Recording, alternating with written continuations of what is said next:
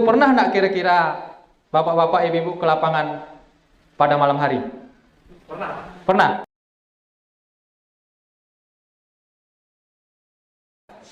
Nanti siang kita kan banyak praktek nih, tentu banyak pertanyaan-pertanyaan petani. Nah, nanti persoalan utama di tanaman padi itu sebenarnya di sini banyak muncul, di OPT. Jadi nanti kita ini kalau bisa nanti bisa menjelaskan ke petani agar bagaimana teknik pengendalian OPT. OPT Pak, nanti saya tanya ke saya minta tolong nanti dari petugas khususnya. Cuman sebelum kita masuk ke sana, OPT ada yang bisa menjelaskan? Di luar petugas, maksudnya penyuluh aja. Kalau POPT udah tahu lah. Atau mana POPT satu lagi? Itu dua orang. Inilah yang baru-baru nih ya. OPT. Yang senior. Apa itu OPT dan jelaskan macam-macam OPT. Yang senior nih Pak, yang Iyo, kau didampingi junior. OPT adalah organisme pengganggu tanaman. Ya, apa aja jenisnya? Jenis-jenis OPT kalau yang di padi sawah, OPT utamanya itu tikus, wereng, keong, tenggerek batang. Kalau misalkan untuk penyakitnya blas, kresek. Belas kresek. OPT, organisme pengganggu tanaman atau tumbuhan? Tanaman. Tanaman atau tumbuhan? Tanaman. tumbuhan misalnya beda. Pak. Beda, Pak. Jelaskan. Tanaman sama tumbuhan bedanya apa? Atau sama? Beda kan? Nah, sekarang inilah. Pak siapa?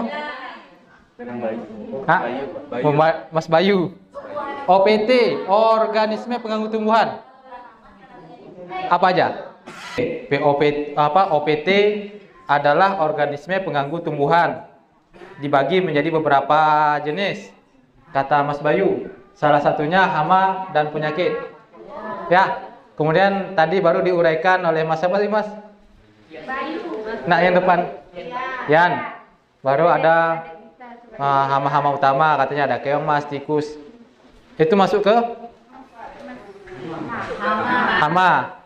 Kalau blas, kalau wereng, kalau wereng penyebabnya, yang disebabkan wereng. Kalau OPT itu hama, penyakit. Kalau gulma masuk enggak? Setuju? Masuk enggak, Pak? Bu? Ini yang POPT, masuk enggak? Sudut pandang dari POPT, OPT itu cuma dua atau yang masuk itu tadi kata? Tiga itu ya? Hama, gulma, penyakit. Organisme pengganggu tumbuhan. Gulma apa gulma? Gulma apa? Gulma. Kasih kopi lah. Gulma.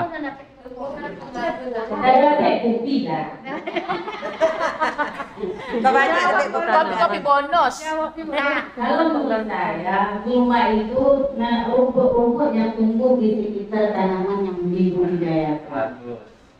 100. Yang aktivitasnya juga mengganggu tanaman yang Tumbuhan tanaman.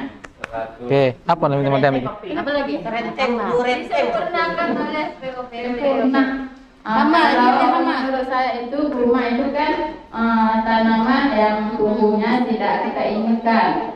Jadi kan itu adalah tumbuhan yang tidak kita inginkan, dia tumbuh di sekitar tanaman karena dia dapat mengganggu pertumbuhan dari tanaman tumbuhan yang kita budidayakan hingga dapat merusak atau menurun produksi dari tumbuhan kita tanam. Dah, mantap, tepuk tangan. berarti saya Kopi. Mana Mas Fajri, mana? Mas Fajri. Alah, hilang udah dia. Mas sono lah, bagi Mas. Udah. Oh, udah kata. Udah. Kami dari Pak dibagi-bagi ini satu-satu. Berarti udah ya? Udah.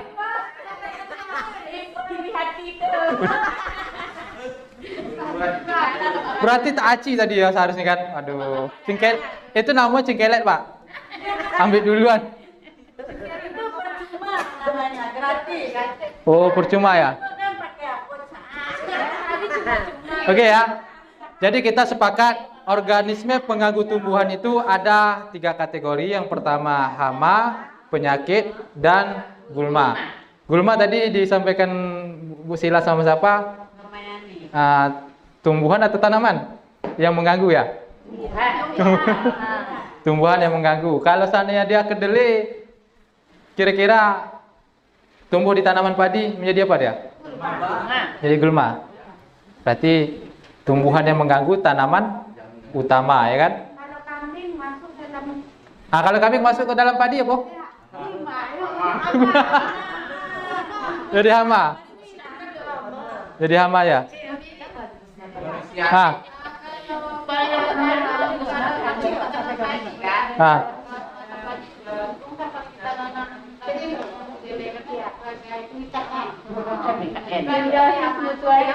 Itu udah masuk. Ya. Kalau seandainya dia tumbuhnya di tengah-tengah itu misalnya kan, tercampak bibit itu tumbuh dia mengganggu tanaman utama. ada budidayanya.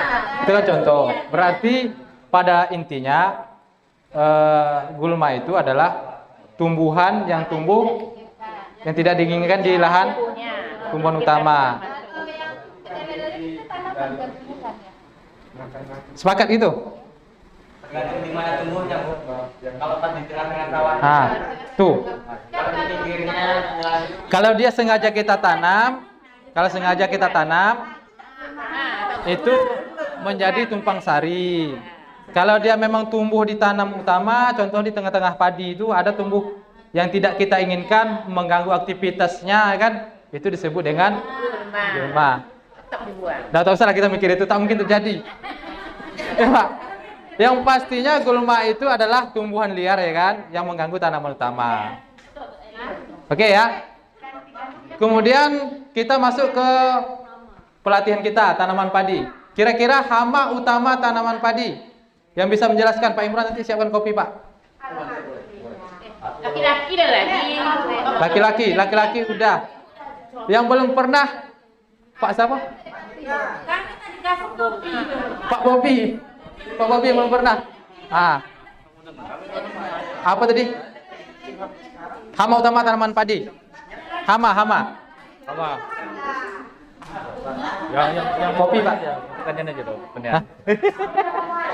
Yang lain dulu katanya. Apa dulu? Hama.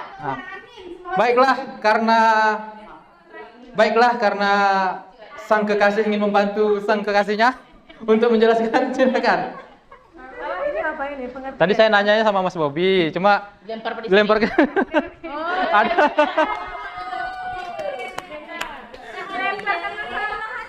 Iya. Tak yang seperti semalam tuh. Oke, lanjut. Jadi hama itu kan adalah sebuah penyakit yang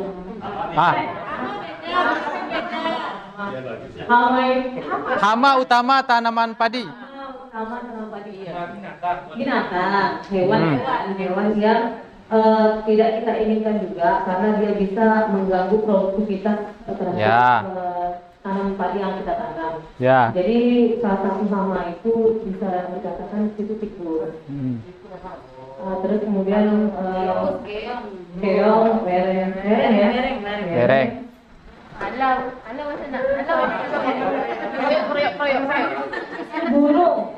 Burung yang tidak burung yang bisa burung panggang tadi lah, Pak, yang tadi katanya burung pipit jadi gowo. ini ya burung yang tidak menguntungkan lah, Pak. Oke, itu aja, Pak. Oke. Kopi satu.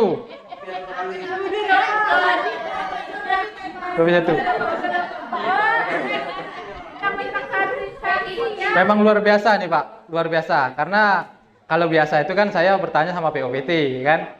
Kalau ini kan peternakan. Luar biasa. Tapi yang jelasnya hama utama tanaman padi itu banyak ya kan. Tapi definisi hama itu tadi hewan ya. Pokoknya yang mengganggu tumbuhan yang bisa kita lihat dengan mata telanjang. Telanjang bule. Jangan kasar. Ya Pak. Ya kan? Hama adalah salah satunya itu kalau hama yang paling utama itu tikus. Kemudian apa lagi? Keong. Wereng. Udah ada wereng, Bu? Udah ada sini wereng? Ada. Udah. Wereng. Kemudian apa lagi? Baru 3. Burung. Hama putih. Hama penggerek batang. Ayo, hama penggerek batang dibagi menjadi berapa? Ayo. POPT. Bapak tadi katanya saya nggak tahu dengan padi. Sekarang kan kita harus tahu dengan padi nih. Karena nanti ditugaskan di wilayah padi ya. Hama penggerek batang ada 2, bisa jelaskan? Ulat. Saya pernah ada namanya. Pidi lah. Bahasa. Bang Joris, apa penggerek batang dibagi menjadi 2? Ya. Sudah dulu Bang. Sundep sama beluk. Ya. Kemudian fase penyerangannya. Vegetatif dan generatif. Vegetatif apa? Itu sudah Bang. Sundep. Iya Bang. Generatif. Betul. Beluk. Ciri-cirinya. Kalau Ciri-ciri serangan ya. serangannya itu kuning di batang tengah padi Bang. Ya. Jadi bisa tinggal dicabut aja Bang. Hama pembawa. Ngengatnya Bang, kupu-kupu. Kupu-kupu. Oke. Oke Bang. Mas. Ya, setuju? Setuju. Berarti sangat luar biasa. Sekarang kita sepakat bahwa penggerek batang ada 2 jenis. Pertama dia sundep dan beluk. Sundep dia menyerang pada fase vegetatif, beluk pada fase generatif. Dan hama pembawanya ngengatnya adalah kupu-kupu. Sekarang saya tanya. Kupu-kupu ya? Kupu-kupu sama ngengat apa bedanya? Hah? Cantik manis. Kalau dia hinggap bagaimana? Hinggap. Hinggap dia bagaimana? Bedanya? Tertutup. Oke. Jadi Bapak Ibu, perbedaan benda terbang itu kan, yang baik sama yang jahat. Pertama, dia yang baik itu warnanya cantik, ya kan? Kedua, dia suka mencari barang-barang yang cantik. Contohnya bunga, ya kan?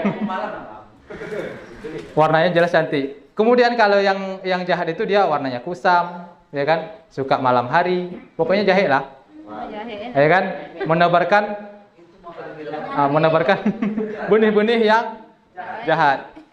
Jadi ngengat sama kupu-kupu itu bedanya pertama dari bentuk warna, kemudian cara hinggap. Kalau dia hinggapnya sayapnya di belakang, ini, itu kupu-kupu. Tapi kalau sayapnya di samping, itu ngengat. Ada yang belum tahu ngengat sama kupu-kupu? Tahu ya? Hah? Ngengat.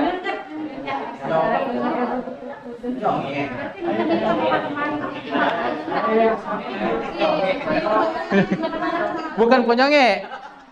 Kalau ponyonge contohnya habis ya, Pak. Ngengat. Kalau di samping macam segitiga dia. Warnanya biasanya kusam, warna putih. Baik. Jadi pada intinya ada 3 unsur organisme pengganggu tumbuhan. Ya kan? Garis besarnya, yang pertama itu adalah gulma. Yang kedua adalah hama. Dan yang ketiga adalah penyakit. pada kesempatan pertemuan ini yang kita tekankan dua, satu hama, dua penyakit.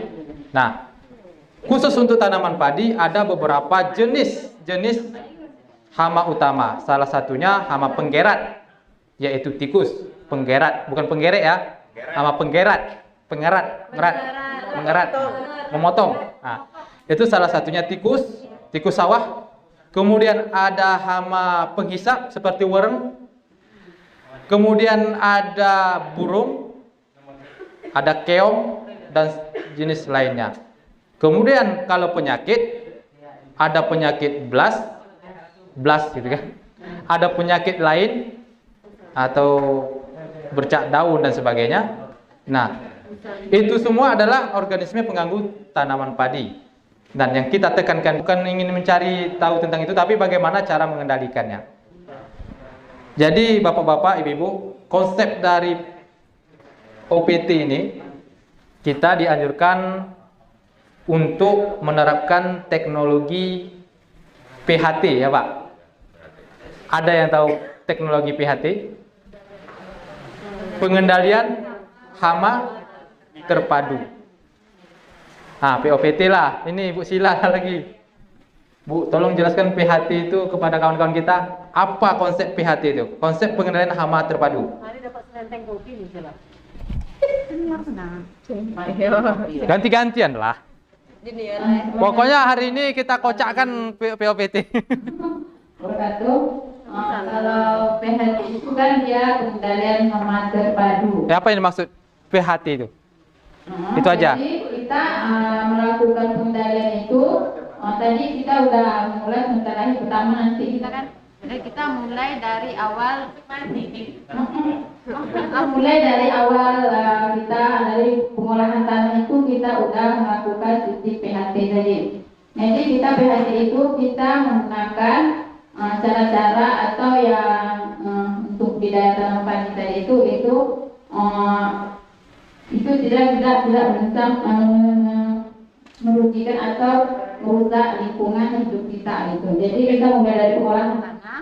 Kita kalau dalam PHT itu kita menganjurkan kalau pengolahan tanah tadi itu yang kita pengolahan tanah kan itu menggunakan pupuk organik.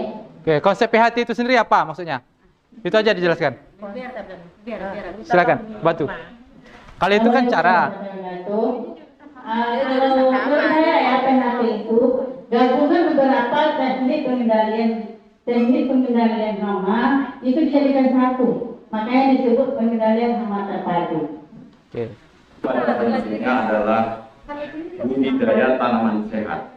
Artinya bagaimana kita bisa menciptakan tanaman itu menjadi sehat, figur. Nah, kalau tanaman itu sudah sehat, itu kecil kemungkinan terjadinya penyakit, kecil kemungkinan terjadinya serangan hama. Nah, bagaimana kita menciptakan keadaan lingkungan pada tanaman itu agar tidak disukai oleh hama. Contoh hama tikus yang tadi pernah dibicarakan bahwa hama tikus itu kan suka pada tempat yang gelap, ya dong. Ya. Nah, itu supaya tidak perasan, tidak betah, tidak terjadi serangan pada tanaman budidaya. Yaitu alangkah bagus. Alhamdulillah, ini dapat pencerahan kita dari Pak senior kita. Pengendalian OPT itu yang cocok, yang pantas kita terapkan selaku aparatur, ya kan? Itu adalah ada 3. Amati, kenali, baru dikendalikan. Kenali dulu, baru dikendalikan. Konsep PHT-nya seperti itu, Pak. Apa namanya? Pengalaman kita. Jadi Bapak Ibu, ini pun saran untuk adik-adik terutama ya, yang POPT. Seandainya kalau kita ke lapangan nih kan, lalu petani menanyakan keluh kesahnya tentang OPT yang dialaminya. Kita selaku petugas pengamat hama, bagaimana tindakan kita? Apakah kita langsung putuskan? Apakah kita langsung finish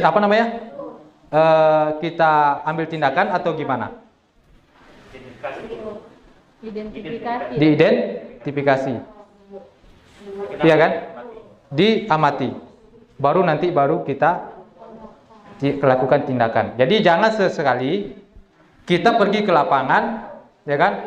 Lalu petani menyampaikan keluh kesahnya, langsung kita putuskan untuk mengendalikannya. Jangan sesekali, karena itu rumus kita selaku POPT. Ya kan? Harus kita kenali dulu OPT-nya apa, ya kan? Baru kita kendalikan. Pengalaman ya, pengalaman. Itu pernah enggak kira-kira bapak-bapak, ibu-ibu ke lapangan pada malam hari? Pernah? Pernah ya? Secara tak sengaja, mau tak mau, kita itu dibutuhkan oleh petani 24 jam. Ya kan? Karena pada malam hari itulah kondisi tanaman atau petani membutuhkan kita. Karena pada malam hari banyak aktivitas-aktivitas yang menyebabkan serangan hama dan penyakit. Jadi Bapak Ibu ya kan, sesekali kan, tapi jangan sering-sering, nanti marah pula orang rumah kita kan. Kalau ke sawah itu, kalau ke lokasi itu, cobalah pergi pada malam-malam hari. Kalau saya tuh kalau dulu sering, karena lokasinya potensi kan, terutama malam Jumat lah, saya sambil lewat gitu kan. Jadi dengan secara seperti itu, kita secara langsung udah mengidentifikasi terjadi persoalan di lapangan. Salah satunya hama dan penyakit, ya kan? Jadi kalaulah malam hari kita lewat di jalur jalan itu sudah mengalami ada penerbangan dari kupu-kupu, ngengat segala macamnya, besok paginya kita sampaikan ke petani, harus dikendalikan. Jangan sampai nanti petani dulu tahuan kan, nah kita dulu. Sesekali Pak, cobalah kita seandainya apa kan, sesekali kita ke lapangan, entah malam hari atau kalau saya seringnya subuh biasanya. Subuh. Jadi setelah sholat subuh itu saya biasanya pakai sepatu bot langsung ke lapangan. Jadi saya di sana bisa melihat, mengidentifikasi bahwa banyak serangan-serangan. Terutama kalau pagi itu kan subuh itu kan tikus pulang ke sarang ya Pak ya. Tikus pulang ke sarang, kemudian juga hama banyak berterbangan.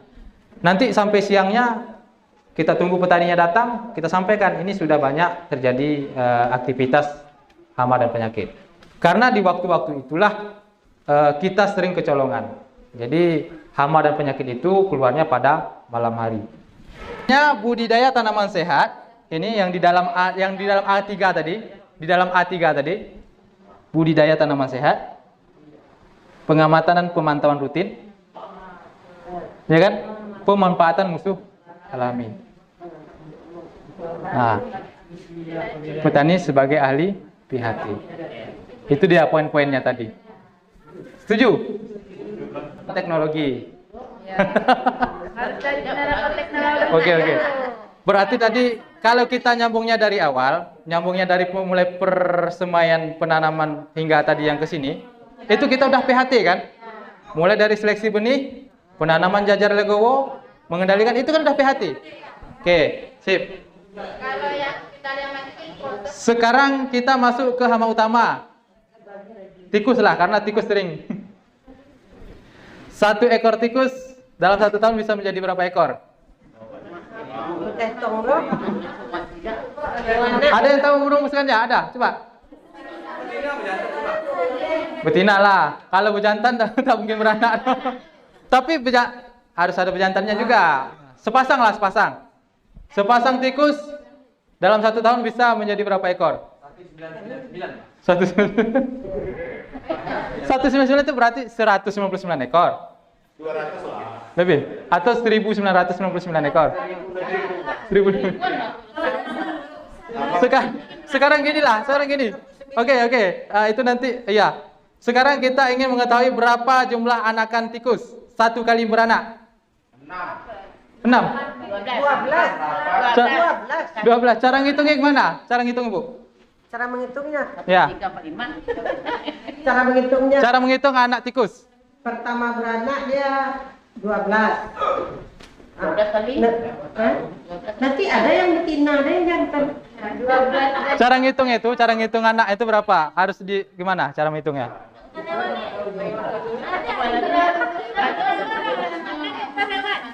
Dokter hewan. Ada rumusnya. Itu ngitung secara keseluruhan 1 tahun. Ini sekarang ngitung ngitung anakan tikus yang beranak tuh. Cara ngitung gimana?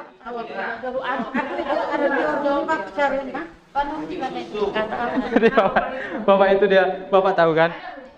Jadi cara menghitungnya Bu, cara menghitung tikus itu, anakan tikus itu hitunglah puting susu. Berapa pasang anak puting susunya, itulah jumlah anaknya. Kalau dia berapa? 6 atau 8? 6. 1, 2, 3, 4, 5, 6 ya? Berarti 6 ekor. Satu kali beranak. Jadi itulah ya, cara menghitung anak tikus. Berarti Pak, 1 kali beranak itu, dia bisa mengeluarkan 6. Berarti 3 pasang. Ya kan? Nah sekarang masa apa namanya? Hamilannya anggaplah dia 21 hari beranak itu kan. Sekarang masa dari anak sampai ke gadis sampai di buah itu berapa hari itu? 5 hari, Pak. Berapa hari? 5 hari. Singkat. Cepat, Pak, dia, Pak. Cepat pubernya.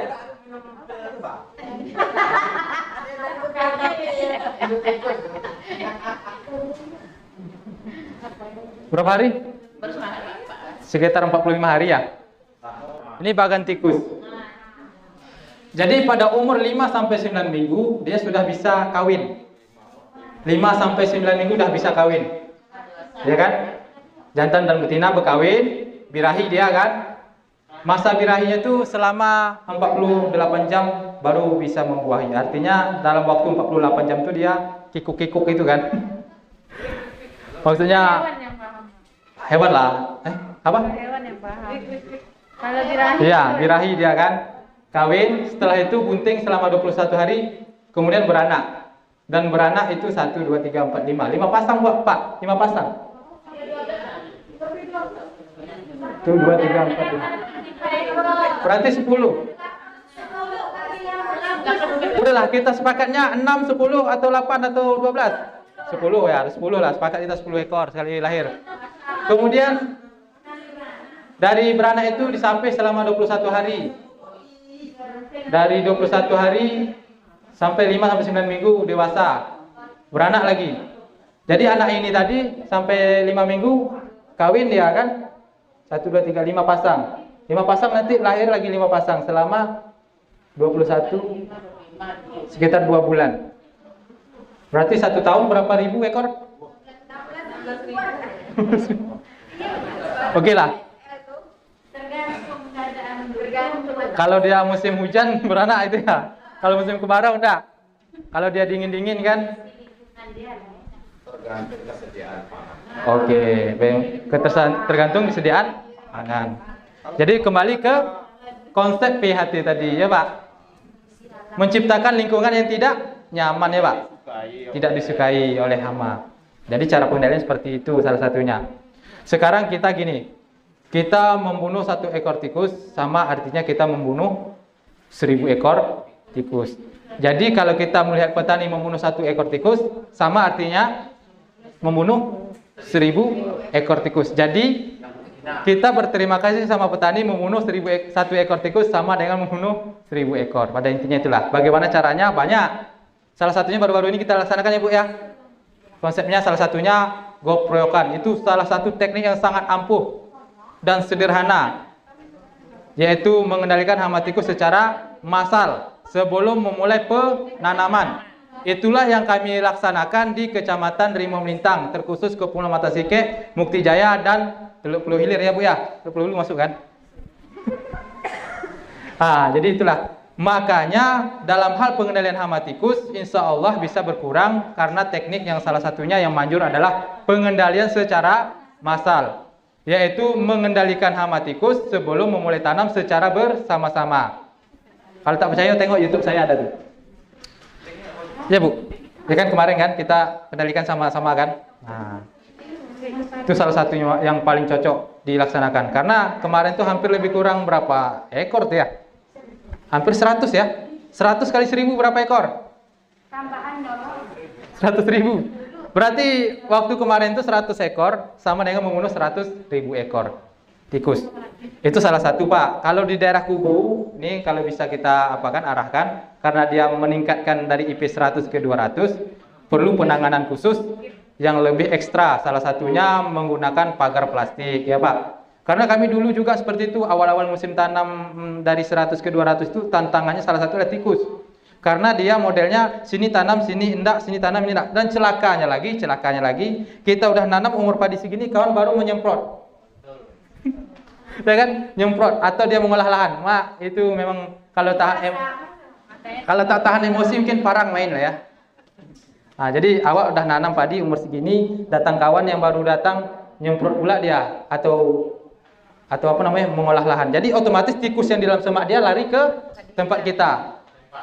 Cari pasal nama itu. Kalau itulah makanya perlu pembuatan pemagaran, pagar plastik. Kalau dulu konsep PHT pun tak jalan karena apa? Tikus itu terlalu banyak. Makanya salah satunya adalah menggunakan pagar tadi. Pagar keliling plastik.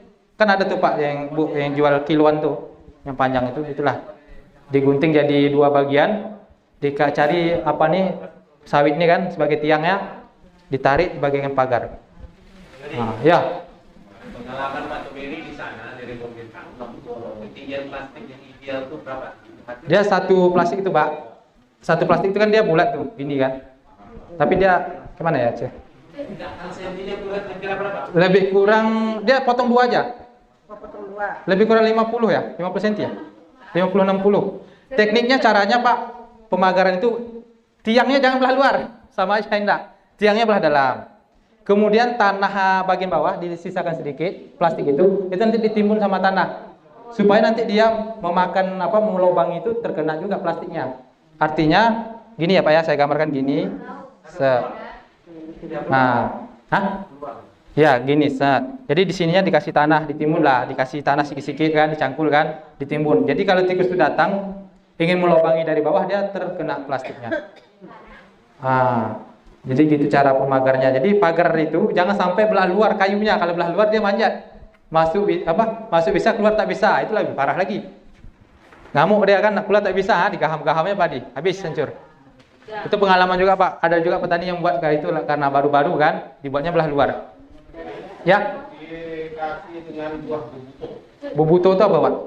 Kalau kami di sini itu namanya bubuto. Kalau yang Buah itu mungkin buah aja. Buah yang di pinggir laut ya? Yang besar itu ya? Caranya Pak. Ini saya penasaran, masalahnya memang ada dengar-dengar waktu saya ke caranya belah. Kemudian ya kita taburkan aja lah. Kita taruhkan di pematang atau di Tuh. Ibu pernah ke MTQ nak? MTQ Batu Enam? Macam buah berkisah ya Pak ya, buahnya kan? Kecamatan Pampas ya. Bintaro.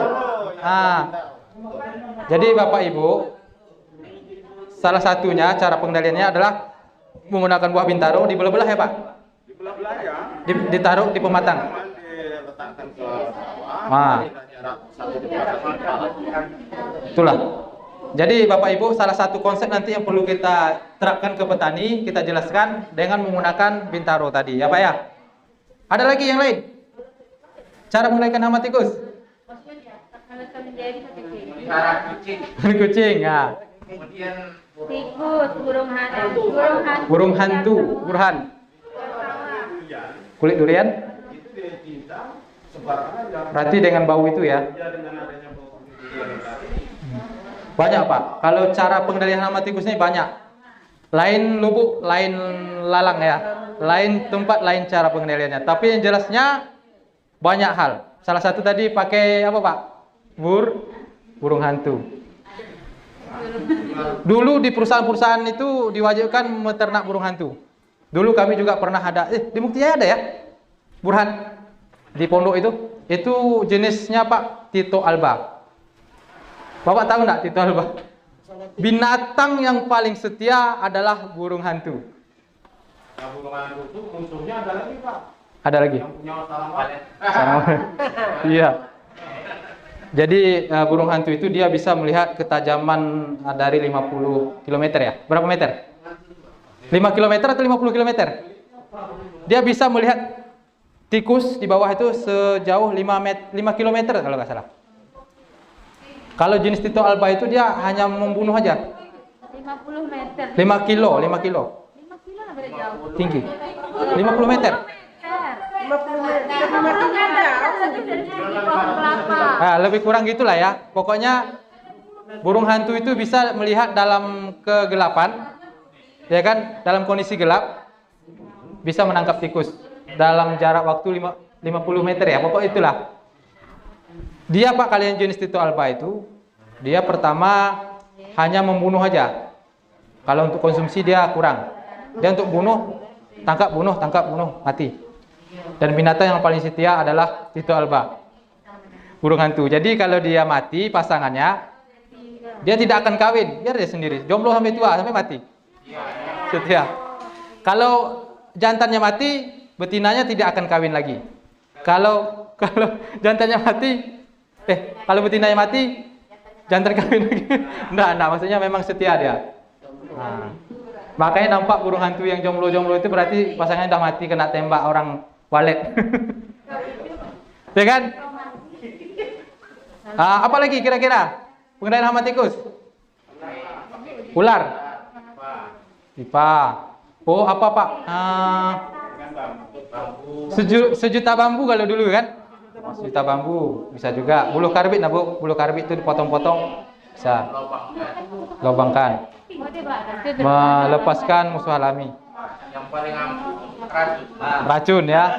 Kadang-kadang dia udah pandai Pak, racun. Nah, ini racun katanya. Tak mau dia. Kadang-kadang ada. Oke ya, jadi kita belum sampai tadi, kita lewatkan aja tadi. Tapi sekarang gini konsep PHT mengandalkan musuh alami. Sekarang musuh alami ada yang bisa menjelaskan? Kasih kopi mana seperti? Fajri, kopi Fajri. Kasih, ada lagi, dalam itu banyak lagi. Apa yang dimaksud dengan musuh alami? POPT, Ibu Nurhaini ya? Suhaini. Ngajak kopi ini ya. Berstagi. Yang lain lah. Bisa dong. Apa-apa lah. Ini kan saus ini. Iya kan ini belum lagi. Enggak. Buka Google. Biarlah ada usaha. Tak apa. Ada usaha. Kata-katanya itu tak putus tak itu. Oke, lanjut. Ada usaha. Iya. Kau dah dapet dia tak tahu mana tak dapet. Ya, lanjut. Ya, silakan. Kalau paling ini salah. Musuh alami adalah organisme yang bisa membunuh serangga atau hama yang mengganggu tanaman yang dibudidayakan. Misalnya pada tanaman padi itu ada musuh alaminya, ada hamanya tikus. Pengendalian musuh alaminya dengan burung hantu atau ular, apa lagi ya?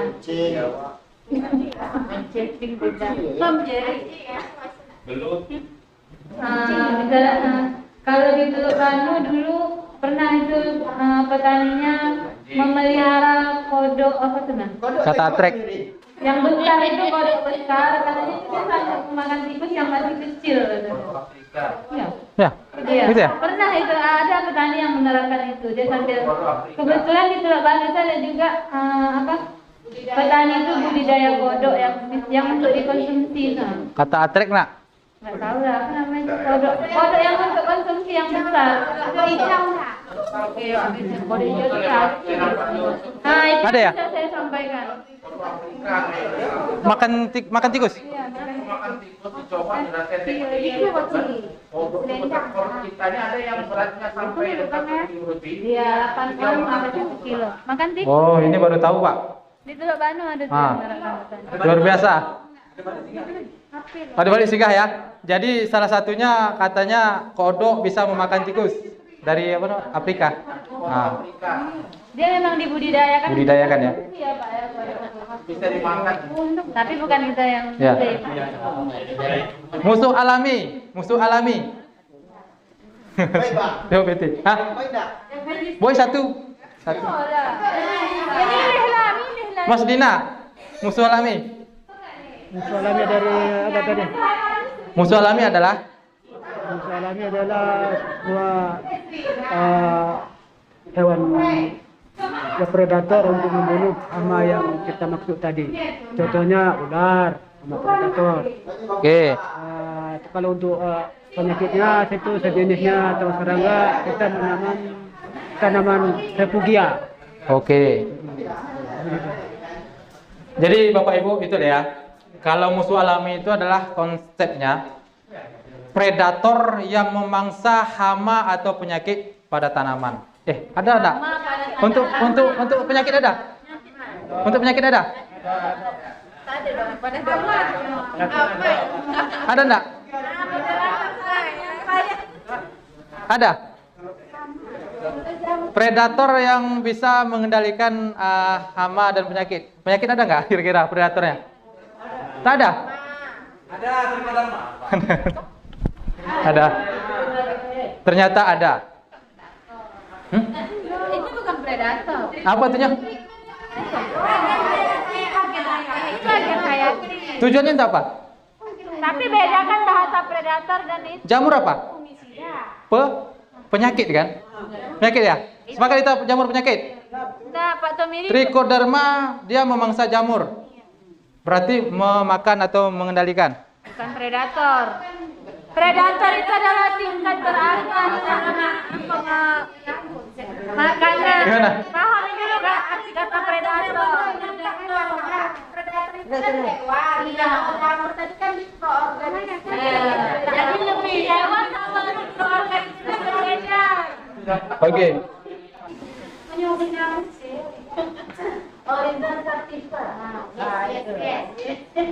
Nah, ini dia. Musuh alami baik itu yang dikembangkan maupun yang sudah berada di alam. Berarti musuh alami, tadi kita hilangkan dulu predatornya. Predatornya hilangkan dulu. Berarti kita kembali ke musuh alami. Musuh alami baik itu yang dikembangkan, berarti yang dibuat ya. Seperti apa tadi? Trichoderma. Ya Kak? Trichoderma maupun yang sudah ada di alam. Nah, terbukti mengendalikan OPT, perlu menjaga keseimbangan agroekosistem di lahan pertanian. Musuh alami yang tersedia, tomcat, capung, dan lain-lain, dan agen hayati. Yang disediakan sebagai apa? Yang disediakan itu seperti agen hayati. Berarti masuk musuh alami nggak kira-kira? Masuk ya? Bukan predator gitu? Definisi predator itu apa kira-kira? Predator itu hewan besar. Hewan. Memangsa hewan di bawahnya. Kalau di luar hewan? Kalau di luar hewan? Kalau dia manusia memakan tikus misalnya atau makan ya, ada yang bisa menjelaskan? Predator. Yang POPT lah, POPT ini ya. Predator. Predator adalah hewan pemakan hewan. Hewan pemakan hewan. Biasanya tubuhnya lebih besar dari yang dimakan. Yang akurat dari Wikipedia. Yang baca. Predator. Pak Senior. Predator adalah jasad hidup atau organisme yang memangsa daripada hama. Itu predator, memangsa langsung, memakannya. Jadi kehadiran predator ini tadi tidak merusak daripada tanaman utama, tanaman yang dibudidayakan. Iya. Saya kira itu yang namanya predator. Kemudian ada yang bersifat parasit. Contohnya seperti cendawan Trichoderma, kemudian bakteri BF. Kalau bakteri BF ini pernah kami gunakan untuk mengendalikan ulat gaya. Oke. Jadi itu ya, cukup ya. Pada intinya kita musuh alami adalah organisme yang memangsa atau mempredatorkan hama, ya kan? Untuk dimangsa, dibunuh, ditelan, dimakan dan sebagainya untuk kepentingan kekenyangan perutnya sendiri, supaya hama dan penyakit hilang. Menguntungkan petani dan tidak merugikan. Yang jelasnya bahasa kitanya sahabat petani. Jadi salah satunya tadi tikus, ular, anjing dan lain-lain, Tito alba, ya kan? Ite. Kemudian kalau hamanya belalang, seperti apa musuh alaminya? Belalang. Burung cicilak ya Pak? Yang sejenis itu kan? Burung walet, iya betul, burung walet. Camar, kumbang kuba, itu predator telurnya kan? Coccinolid. Nah, tomcat ya kan? Oke. Jadi pada intinya prinsip PHT itu adalah kita menyeimbangkan agroekosistem, ya kan? Pengendalian secara kimia itu adalah alternatif terakhir. Nah, itu dia. Pokoknya itulah intinya. Kemudian kita masuk ke hama utama tadi. Ada satu lagi yang paling berbahaya saat ini berkembang, karena itu adalah hama yang baru-baru muncul di tempat kita. Walaupun hama itu sudah viral di mana-mana, tapi di tempat kita baru muncul, yaitu hama wereng coklat. Ya kan Bu? Baru-baru muncul kan? Kira-kira selama ini belum pernah kan? Tapi baru-baru 2 musim 3 musim ini kan? Baru 2 musim inilah ya. Kosong. Itu kan hama wereng coklat ini sangat viral dan ini sangat fatal kalau seandainya memang terjadi. Ini perlu kita bahas. Jadi salah satu penyebab pembawanya adalah kemarin benih ya. Dia karena yang lebih suka diserang wereng itu apa kemarin tuh? Benih apa? Logawa. Nah, itu dia. Manis mungkin ya. Itu Pak Bu, dulu saya waktu kecil itu pernah diserang, tapi tak seheboh ini. Tak seheboh tahun semalam. Itu dia menyerang hanya beberapa titik dan kemudian bisa dikendalikan secara massal waktu itu. Bisa dikendalikan dan tidak menjadi masalah utama. Tapi sekarang menjadi masalah utama. Waktu itu diserang di Pematang Sikek, Teluk Pulau Hulu, Mukti Jaya paling parah. Mukti Jaya sama bagian Beting. Setelah kita identifikasi, amati bersama Bu Sila ini, salah satu faktor utama adalah benih logawa. Benih logawa ini rupanya sifat dari fisiknya, tumbuhnya itu, dia itu merimbun sangat luar biasa. Sehingga kondisi bawahnya lembab ya Bu ya, lembab, maka terjadilah wereng. Kemudian wereng itu yang berbahaya bukan hamanya saja. Dia membawa virus apa namanya? Tungro. Dan virus tungro itu sangat bahayanya lagi apabila ada terjadi angin kencang. Dia bisa menyebarkan virus itu secara cepat dengan bentuk tanaman seperti kesiraman air panas. Ya gitu kan? Nah, itulah yang kami tengok kemarin, macam apa nah. Luar biasa. Nah, itu dia. Jadi sebenarnya yang wereng itu nggak berbahaya. Yang berbahaya itu adalah virusnya karena itu menyebar secara cepat, apalagi transportasinya adalah angin. Sak bata angin, apalagi malam-malam kan habis. Besoknya bisa hangus semua. Cara pengendaliannya bagaimana? Hah? Tahun 83 itu Indonesia nggak panen. Iya, pernah gagal puso kan? Pulau Jawa. Jadi kita di sini jarang Pak. Tapi itulah 2 musim sebelum ini terjadi Pak di Rimau Mintang. Kalau daerah lain saya kira belum ada ya, baru Rimau Mintang. Terutama di Mukti Jaya paling parah, Matang Sikek dan Teluk Pulau Hilir. Kalau di Kubu itu secara alami, itu sudah terkendali. Lantaran apa? Kita di sini kan tak ada hujan. Tak ada hujan. Itu kan saat musim hujan aja setahun sekali. Ya, berarti intinya pada kondisi tanaman rimbun ya kan Pak? Iya. Rimbun. Jadi yang berpotensi untuk bisa berkembangnya itu terjadinya tanaman tertentu. Iya. Kemudian itu didukung oleh. Berarti siklusnya tidak terputus gitu ya? Nah, cara pengendalian salah satunya adalah memutus siklus gitu ya Pak ya? Ya. Kita sepakat cara mengendalikan hama wereng coklat memutuskan siklus hidup dengan cara melakukan pemberaan ya Pak ya? Satu bisa diblokan. Blokan. Yang kedua kita bisa mengganti dengan tanaman lain. Varietas lain. Nah, jagung misalnya. Jagung. Pergiliran tanaman. Iya. Terus lain? Berhenti nanam sebentar. Berhenti menanam. Ya. Pengolahan lahan agar. Pengolahan lahan itu perlu. Oke. Jangan ada tunggul yang Iya, padi betul. yang ini tinggal. Harus dikandaskan lah. Iya. Jadi itu salah satu memutus siklus, ya kan, pengolahan lahan, pemilihan varietas, pergiliran tanaman, varietas unggul yang tahan bereng. Nah, jadi ini konsepnya. Jadi sesekali kita penyuluh pertanian, Bapak Ibu, itu ada buku panduan, buku hama dan penyakit, dan buku varietas. Itu biasanya di BPP ada, kalau kita dulu sering dibekali dari BPTP. Nah, itu setidaknya ada di dalam tas kita. Kalau ada pertanyaan, ada permasalahan dari petani, bisa kita tengok literaturnya. Tahan apa? Budidaya tanaman sehat yang varietasnya tahan terhadap hama dan penyakit khusus wereng nih. Ada itu. Jadi kalau logawa itu udah nggak tahan, besoknya harus ditanam yang lain. Kira-kira apa lagi hama utama tanaman padi? Burung. Orong-orong. Orong-orong gampang ya. Orong-orong. Apa lagi? Keong. Kalau keong kalau di dalam tanah berapa lama umurnya? Maksudnya bisa dia bertahan hidup di dalam tanah kering berapa lama? 6 bulan? 9 bulan tahan? 9 bulan. Di dalam lumpur itu. Mas Bayu? Berapa bulan? Keong? Sekarang keongnya keong apa, Pak? Keong mas. Keong mas. Keong mas. Kalau keong mas itu Berapa bulan dia dalam tanah tahan?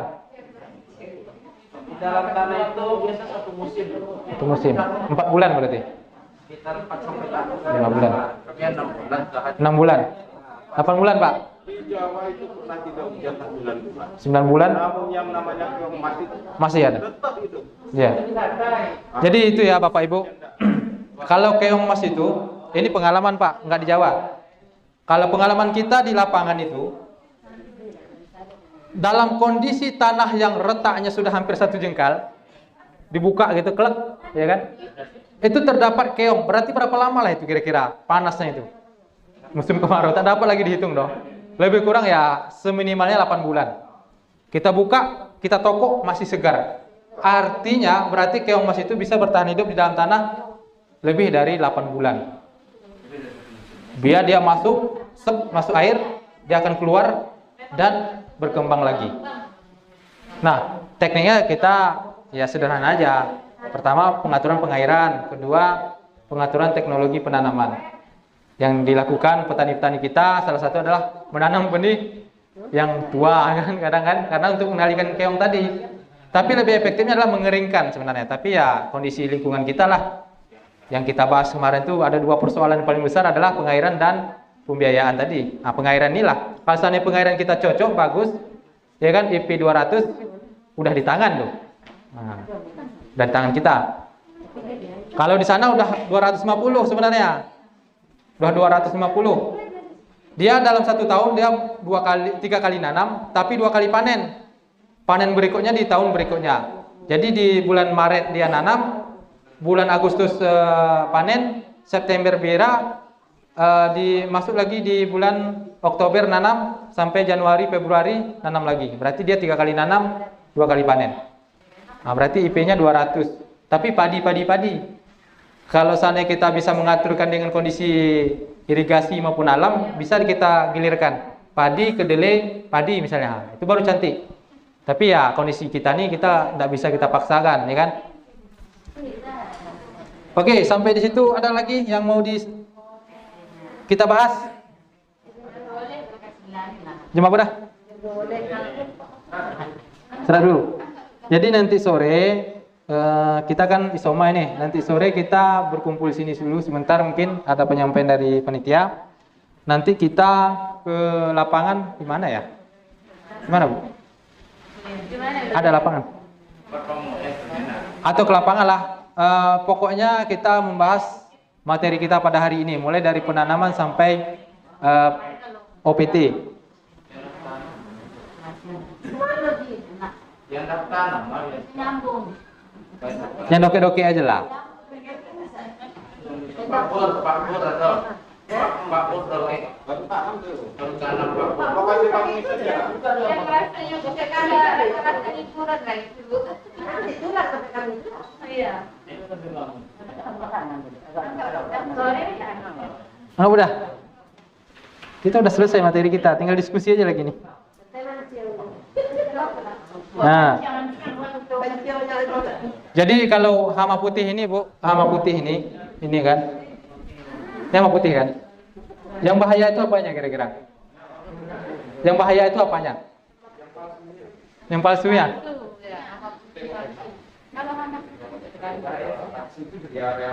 Yang bahaya itu adalah ulatnya, larvanya, ulatnya. Ini dia. Namanya hama putih. Hama putih palsu.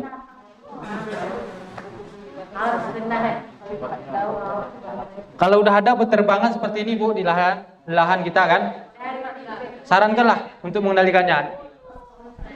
Mengendalikan bukan ini ya, tapi ya yang disuntiknya. Dia kalau nyuntik itu berapa ribu biji tuh? Kalau bertelur? Berapa ribu ekor? Tahu dong? Pak Senior, kalau hama putih palsu itu kira-kira berapa ribu biji itu sekali nyuntik tanaman telurnya itu?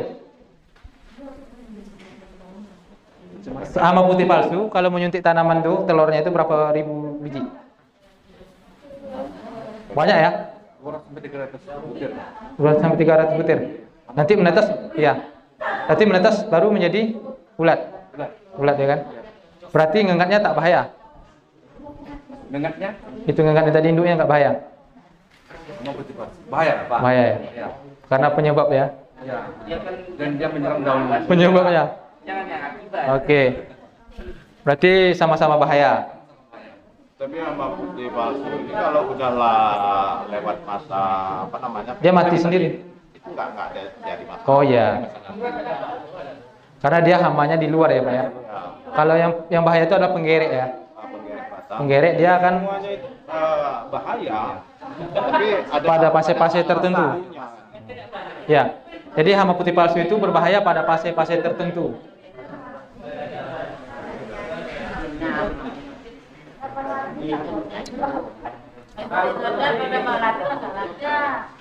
Nih keong banyak sekali. Kira-kira di lapangan ibu-ibu yang punya potensi padi, apa masalah utama hama? Apa? Hah? Kemarin tadi udah. Hah? Oh iya, potensinya. Maksudnya yang perlu dibahas lagi di desa kita yang sering muncul.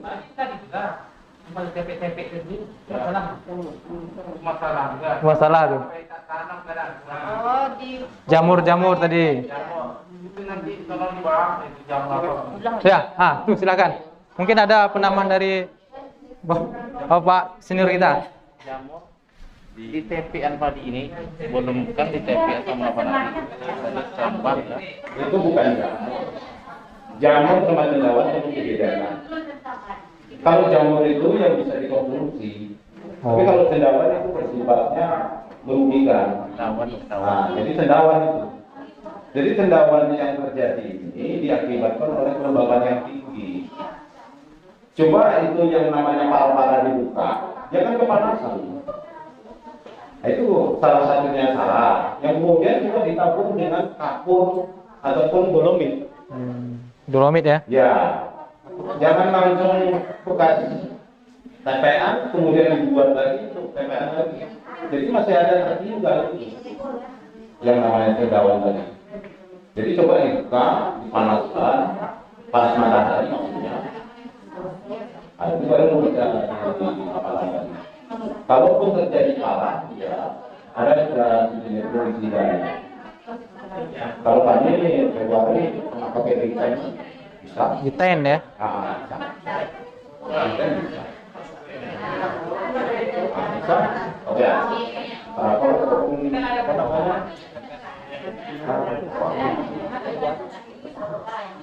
Coba lah diupayakan dulu dibuka untuk pala-palanya supaya nggak ada di Ya, Pak, silakan. Terima kasih Pak Hendra. Saya ingin menambahkan sedikit mengenai serangan cendawan di kebibitan tadi. Kebibitan. Kalau kita kenal di buku itu namanya menepet somai ya. Jadi sesuai dengan pengalaman kita di buku, yang pertama sesuai dengan kami, terutama bagi kita yang memakai bibit bantuan yang sudah dilabel itu, yang 5 kilo. Setelah kami amati, di dalam benih itu ada 1, 2, 3 butir yang sudah jadi beras.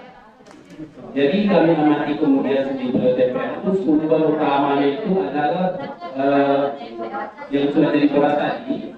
Mungkin proses fermentasi pelabuhan itu sumber utamanya datang dari jamur. Jadi untuk mengatasinya kami coba benih yang 5 kilo itu harus kita tampi dulu Pak. Sebelum kita rendam, bersihkan dulu supaya beras sama apa dari beras. Yang kedua, waktu proses kita media penempel itu sendiri. Kadang-kadang kita buru-buru, medianya masih lumpurnya masih basah, udah kita tabur. Sebaiknya medianya kita haluskan, dibiarkan dia agak mengering dulu. Udah mulai agak mengering, kadang yang kemudian baru kita tabur. Jadi tidak ada biji padi itu yang tenggelam di dalam lumpur yang masih ada airnya. Kemudian harus betul-betul rata. Jangan ada kalau guru bilang jangan ada laku.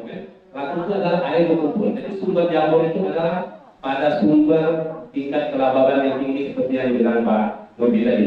Asal kelembaban yang tinggi itu beresiko cendawan yang berkembang. Jadi untuk mengatasinya setelah kita coba secara pengalaman kita demikian Pak Nurdi. Bapak. Jadi kan ini kasusnya. Memang betul apa sampaikan oleh Bapak tadi.